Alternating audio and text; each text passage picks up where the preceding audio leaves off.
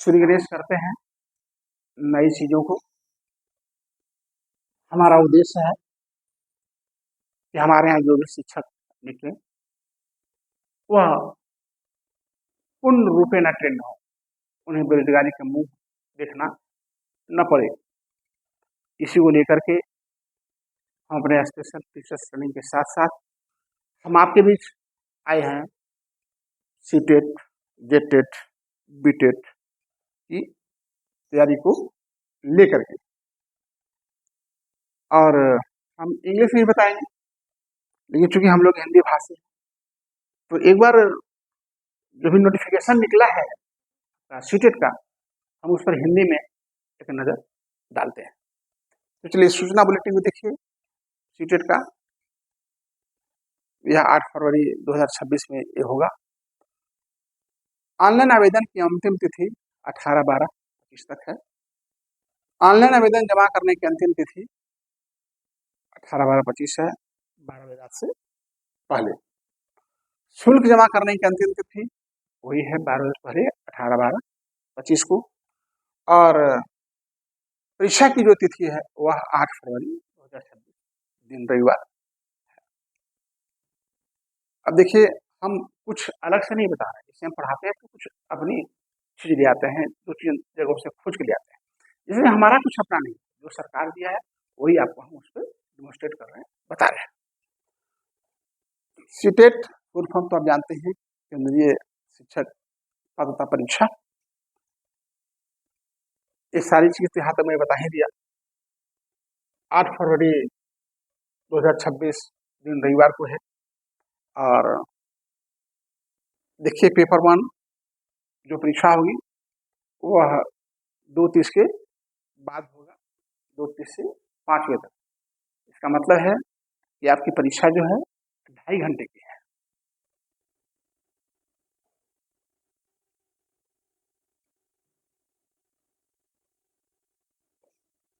Important चीज पर आप ध्यान दे दीजिए। आप सभी जो सेकेंड ईयर विद्यार्थी हैं 23-25 में, और जो विद्यार्थी 25-27 में एडमिशन लिया फिर 25 में, तो वो भी इसका लाभ उठा सकते हैं, वो भी फार्म भर सकते हैं। इसमें जो देखिए दिया हुआ है सीटेट का वेबसाइट, उस पर आप चले जाएंगे।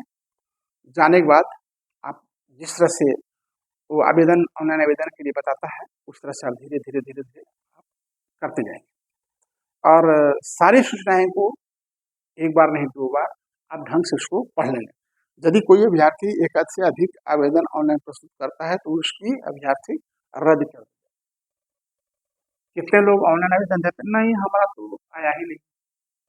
इसलिए नहीं आया क्योंकि कहीं कुछ न कुछ गलती है, कुछ उल्टा हुआ है, इसलिए बारीकी से आपको देखना पड़ेगा। ऐसा नहीं कि एक किसी को 2 बार हम आवेदन दे दिए तो गलती हो जाए। और भविष्य परीक्षाओं से भी वंचित किया जा सकता है, इस संबंध में कोई सूचना नहीं भेजी जाएगी आपको। ऑनलाइन आवेदन पत्र जमा करने की विधि जो है देखिए, पहला चरण में क्या करना है कि सीटेट की आधिकारिक वेबसाइट में आप जाइए, ऑनलाइन आवेदन क्लिक करिए, ऑनलाइन आवेदन पत्र भरें, पंजीकरण संख्या, आवेदन संख्या नोट करें, और नोट करने के बाद 4 न्यूनतम स्कैन की गई तस्वीर हस्ताक्षर अपलोड करें। क्या है भैया, आप उसको डेबिट क्रेडिट कार्ड से बैंकिंग द्वारा शुल्क जमा कर सकते हैं। आपको वो चेक और डिमांड नहीं चलेगा इसमें। इसके बाद इसको रिकॉर्ड कर लिए और निकाल कर रख भी लीजिए। पंजीकरण प्रक्रिया है कि आपको जो आप जहाँ जिस राज्य से हैं, नाम, जन्म तिथि, लिंग, सारा विवरण भरिए। ऑनलाइन पूर्ण करने के बाद पासवर्ड चुनिए और उसके बाद अपना जो आपका फॉर्म फिलअप किए हैं उसको आप निकाल करके फॉर फ्यूचर जानकारी के लिए आप रख लीजिए। पासवर्ड 8 से 13 का होना चाहिए। पासवर्ड में कम से कम इस तरह का होना चाहिए। देखिए ये जो बताया गया है, यदि चाहे उम्मीदवार लॉगिन के बाद पासवर्ड बदल सकते हैं या नया पासवर्ड किसी 3 पासवर्डों में से किसी के सामने समान नहीं हो सकता है, अलग ही होगा। इसके बाद स्कैन की गई छवियों को ऑनलाइन अपलोड करना। जो आप स्कैन करके रखे हैं फोटो, उसको आप सारा अपलोड करिए। किस चीज में? जेपीजी और जेपीईजी। स्कैन की तस्वीर आकार क्या होगा? सामने दिया हुआ है 10 से 100 केबी के बीच होना चाहिए और इतना से ऊंचाई ज़्यादा नहीं होना चाहिए। 3 केबी से 30 केबी के बीच ही होनी चाहिए और हस्ताक्षर का आकार इतना से इतना ऊंचाई होनी चाहिए। इन्हें कि बहुत बड़ा कर दिए तो नहीं चलेगा। केंद्र पर असुविधा से बचने के लिए न्यूनतम फोटोग्राफ की स्कैन की गई छवि लगेगी। ये नहीं कि जैसे हमारे यहाँ लोग एडमिशन लेते हैं ना, तो बच्चा का फोटो 800 ला के दे दी। नहीं, आपका करंट फोटो चाहिए, करंट हस्ताक्षर चाहिए। इसके बाद देखिए शुल्क क्या लगेगा। तो आपको मालूम है जो सामान्य है, ओबीसी है, एनसीएल है, जो नॉन क्रिमी लेवल वाले हैं, तो उनको 1200 रुपये लगेगा और SC ST और जो पर्सन विद डिजेबल है, दिव्यांग हैं, उनको आपको 500 रुपया और अगर दोनों पेपर भरेंगे तो 600 रुपया लगेगा। यानी 1 to 5 और 5 to 8। अब अभ्यर्थी को रिकॉर्ड के लिए जो है ना, आप संद रखना होगा और पुष्टिकर पृष्ठ को इकाई में भेजने की आवश्यकता नहीं है। आप अपने पास निकाल कर उसको रख लीजिए।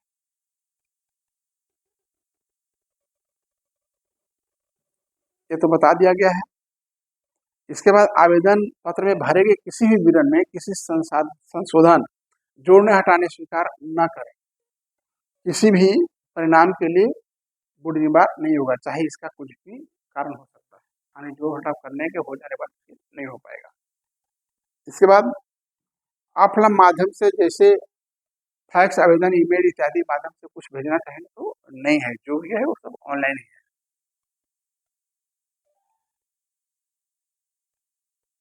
अब देखिए जो आपका इम्पोर्टेंट चीज है इसमें पूरा बता देता हूँ। देखिए अब आप इसको पृष्ठभूमि और पूरक परिभाषाएं, पात्रता, सीटी संरचना, विषय वस्तु, प्रश्न उत्तर की भाषा, योग्यता अंक और सीटी वर्गमूल, फिर इसके बाद सीटीटी परंपरा, वैध अवधि, सब होल लाइफ, इसकी वैलिडिटी होल लाइफ है। एक बार सीटीटी कर लिए सीटेट तो लाइफ लॉन्ग है। ई प्रवेश पत्र सारे कुछ इसमें दिया हुआ है, एक एक करके हम आपको बता रहे हैं।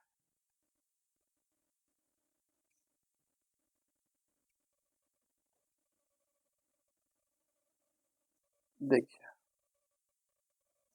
जब तक ध्यान से नहीं पढ़िएगा तब तक आपको बातें समझ में नहीं आएगी।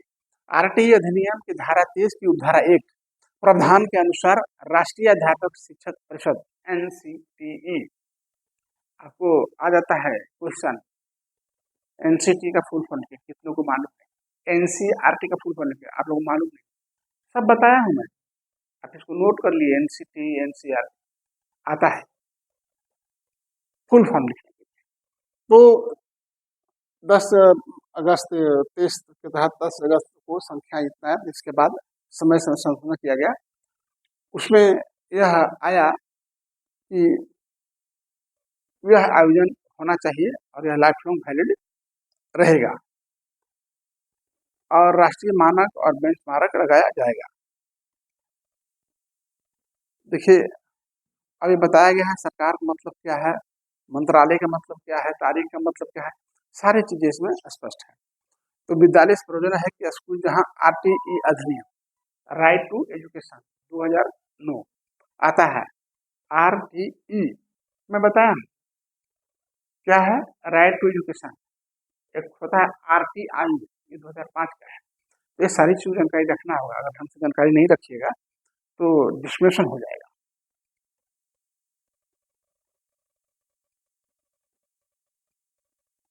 आपकी जो पेपर फर्स्ट की परीक्षा होगी 1 to 5 की, वह संध्या को होगा, 2:30 से शुरू होगी, 5 बजे चलेगी, यानी 2.5 घंटे की आपकी परीक्षा रहेगी।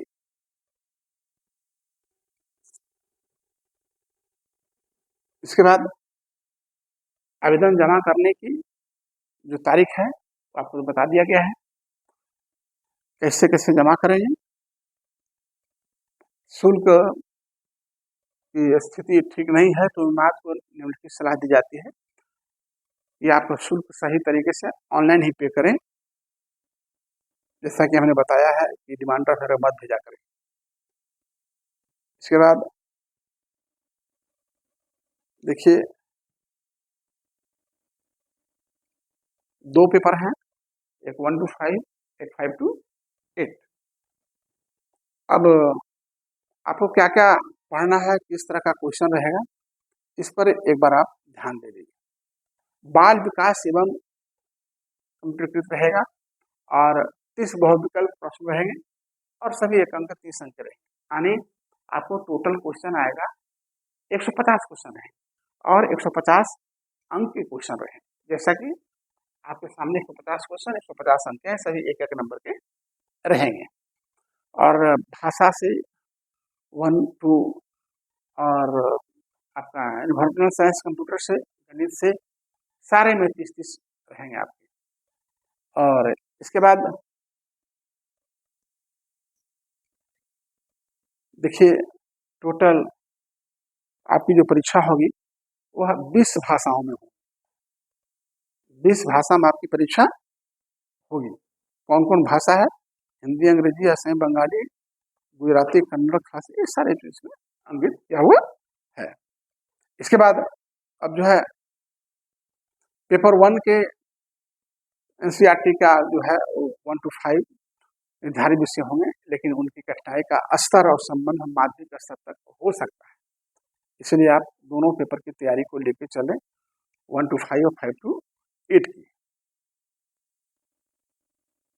देखिए ये सारे आपके कोर्सेज हैं, इतने इतने अंक आपके दिए हुए हैं। हम आपको इसमें बारी बारी से आपको पढ़ाएंगे। आपको देखिए 20 विषयों में परीक्षा होगी। आपका क्वेश्चन जो है मुख्य रूप से द्विभाषी यानी हिंदी अंग्रेजी दोनों में होगा और अपनी लैंग्वेज के अनुकूल आप उसको करके परीक्षा दे सकते हैं।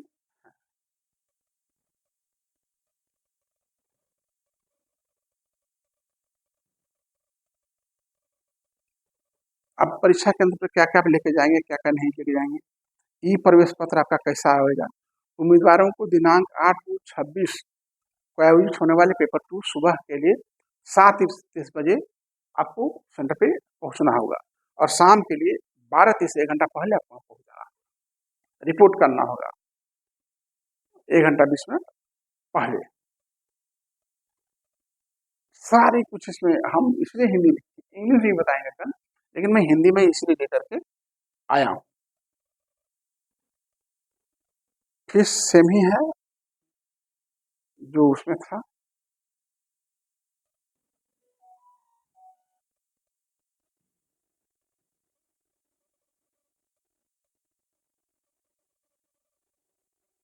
जो विद्यार्थी डिजेबल कैटेगरी में है उनके लिए सारी व्यवस्थाएं, परीक्षा centre, wheel chair, hearing aid, जो बेसिक सुविधाएं चाहिए as per the act of RPWD दिसंबर 2016 वो सारे चीज उपस्थित वहाँ आपके लिए रहेगा। आपको एक्स्ट्रा टाइम भी दिया जाएगा और आवश्यकता पड़ी तो राइटर की भी व्यवस्था की जाएगी। आपकी परीक्षा OMR शीट में होगी। OMR शीट क्या होता है, आप सभी इससे वंचित नहीं हैं, आप सभी इसको अच्छी तरह से समझते हैं।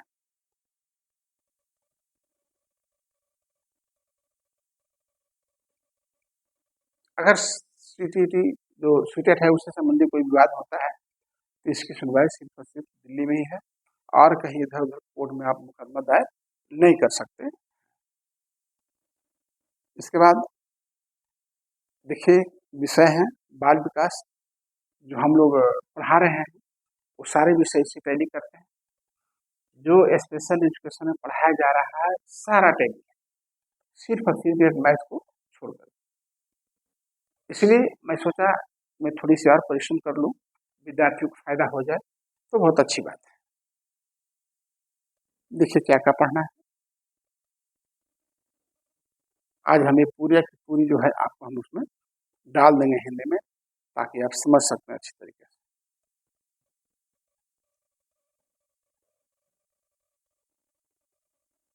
देखिए,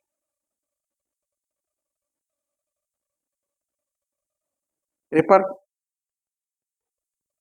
2, 6 से 8 के लिए प्रारंभिक चरण जो है आपका बाल विकास और प्राथमिक विद्यालय के बच्चे इतने सारे चीज पढ़ाई करना है। समावेशी शिक्षा की अवधारणा और विशेष आवश्यकता वाले बच्चों को समझना, ये हमारा टॉपिक है। ये सब हम लोग का टॉपिक।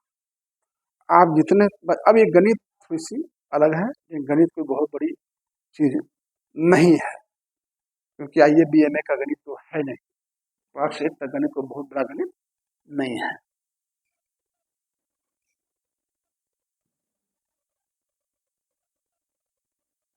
देखिए, शैक्षिक मुद्दे, ठीक है। देखिए, सब आपको डिटेल्स से पूरी दिया हुआ है।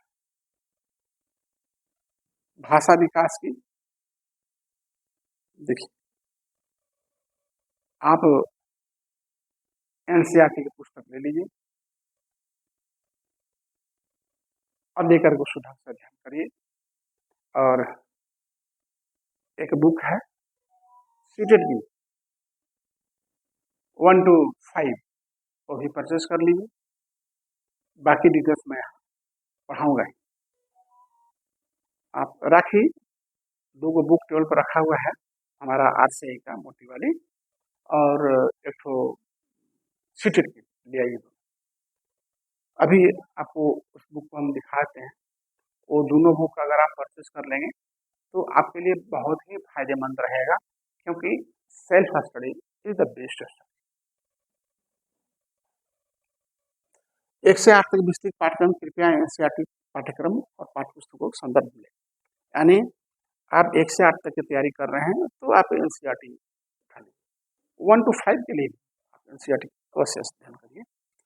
इसके बाद आपका RCI की बुक है, वो मैं दे रहा हूँ। उसके बाद सीटेड की एक है 1 to 5 वाली, मैं ये बता रहा हूँ, उसको भी आप देख लेंगे। देखिए, अब ये क्या क्या प्रक्रिया, कैसे हम परीक्षा देंगे, कैसे होगी, ये सारा चीज इसमें दिया।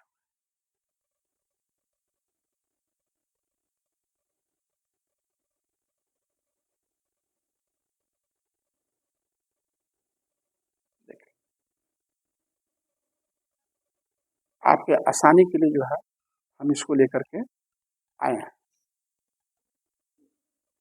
आपको समझने में आसानी हो, कोई दिक्कत हो तो आप जरूर, आपको परीक्षा देने के लिए क्या क्या लेकर के जाना है, क्या नहीं करना है, सारा चीज A to Z आपको इसमें बताया हुआ है।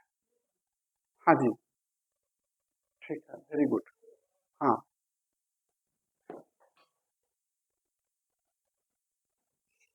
तो देखिए, OMR सीट रहेगा, ABC या D जैसे कोड टेक्स्ट बुकलेट या उपलब्ध कोड के सामने होंगे आपके पास। अब क्या क्या उसमें लिखना होगा, रोल नंबर, विद्यार्थी का नाम, पिता का नाम, केंद्र संख्या, परीक्षा केंद्र का नाम, पेपर 2 के लिए या 1 के लिए जो भी है। देखिए,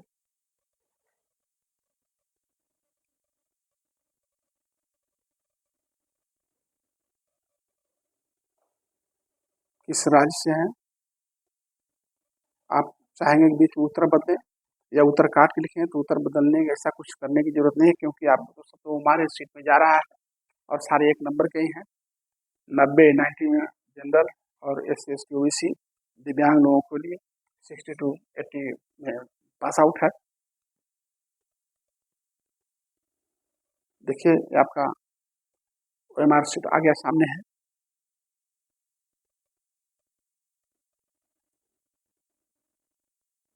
अब कितने राज्य में ये परीक्षा संचालित है, इसके बारे में देख लीजिए आप। टोटल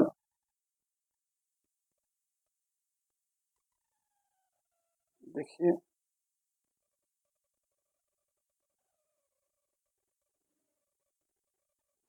336 राज्य में परीक्षाएं हो रही है।